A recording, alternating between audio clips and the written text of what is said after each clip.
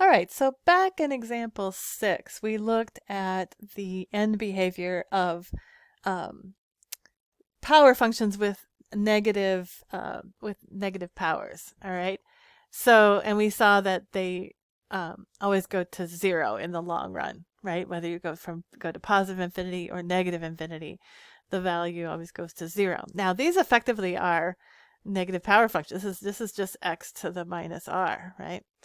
So this is really the same thing that we've seen before, except now we are before we were looking at rational numbers, or sorry, before we were looking at integers. Now we're generalizing so that the power is any rational number. Okay, any rational number, any number that we can express as a ratio. That's what a rational number is. Okay, and um, this this is telling us that the end behavior of 1 over x to the r is 0, goes to 0 as x approaches infinity, right? And as x approaches negative infinity, it also approaches 0.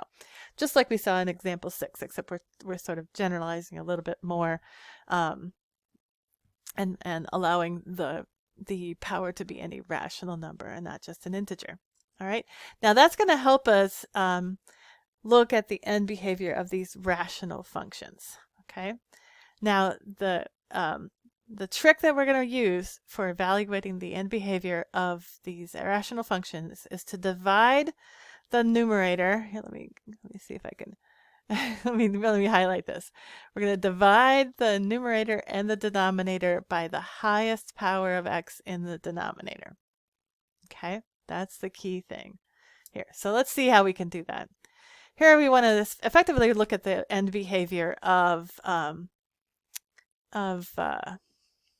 oops, let me see, I gotta turn on, I gotta get back, where's my pen? Okay, we're gonna look at the end behavior of this rational function. All right, so we're gonna look at the limit as x approaches infinity and the limit as x approaches negative infinity. So let's first of all look at the limit as x approaches infinity. Now, I don't have to worry about factoring this. What I'm going to do is use this. I'm just going to divide the numerator and the denominator by the highest power of x in the denominator. So I look at the denominator. I look for the highest power of x. It looks like it's x cubed. So what I'm going to do is take the numerator and divide by x cubed.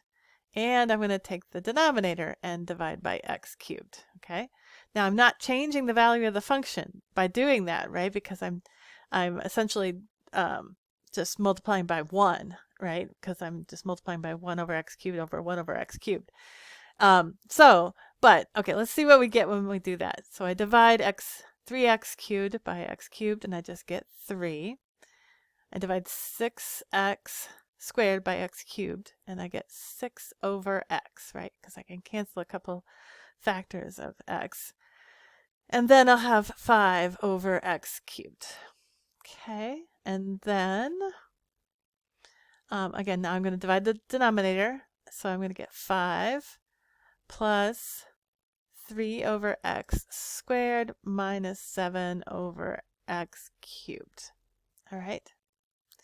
Now I'm going to use the properties of limits, and I can basically take the limit of each term in the numerator and each term in the denominator, and find the limit of this whole thing, right? So I'm not going to write it all out like I did in one of the previous sections, right?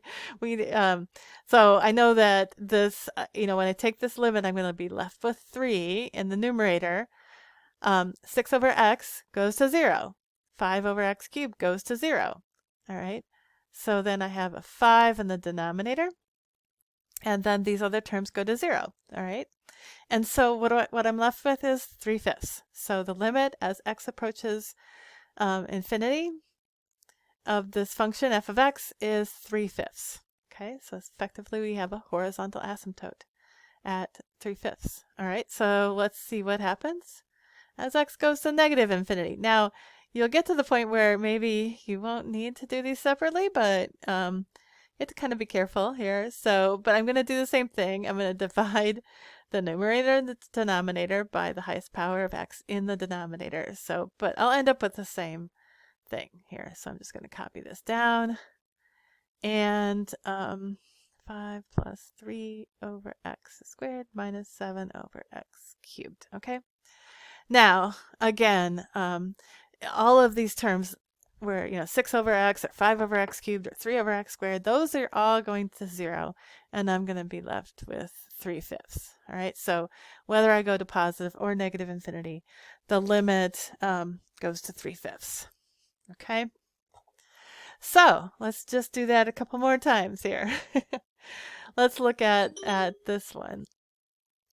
All right, so again, find the highest power of x in the denominator, right? That's this x squared.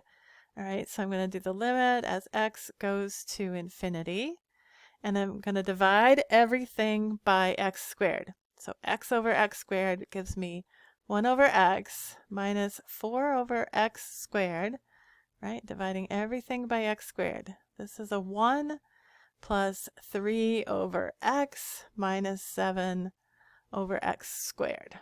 All right, and now I'm going to take the limit. And you can see that as x goes to infinity, the numerator just goes to 0, and the denominator goes to 1. Okay, because all of the 1 over x, 4 over x squared, 3 over x, 7 over x squared, they all go to 0. And that's just 0. Okay, now the same thing is going to happen if I go to negative infinity. So let me just write that out. I'm again just going to divide everything by the highest power of x in the denominator. And I just get the same thing. Minus 7 over x squared. Okay, and it's going to go to 0. All right. All right, let's look at one more here. Now notice the first one, the degree of the numerator was the same as the degree of the denominator. For part B, the degree of the numerator was less than the degree of the denominator, and it went to 0. And now we have one where the degree of the numerator is greater. So let's see what happens. Again, divide everything by the highest power of x in the denominator, which is just x, right? So I'm going to get x cubed minus x all over 1 minus 3 over x. Okay, just dividing everything by x. And so now what's going to happen? Notice that the numerator is going to be dominated by this x cubed function. So it's going to go to negative infinity. The denominator goes to 1, right?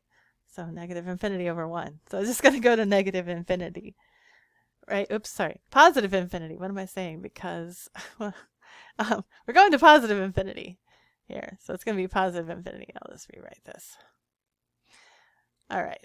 Infinity. This goes to positive infinity because x cubed goes to positive infinity as x goes to positive infinity. All right, so now we can do the same thing. X goes to negative infinity.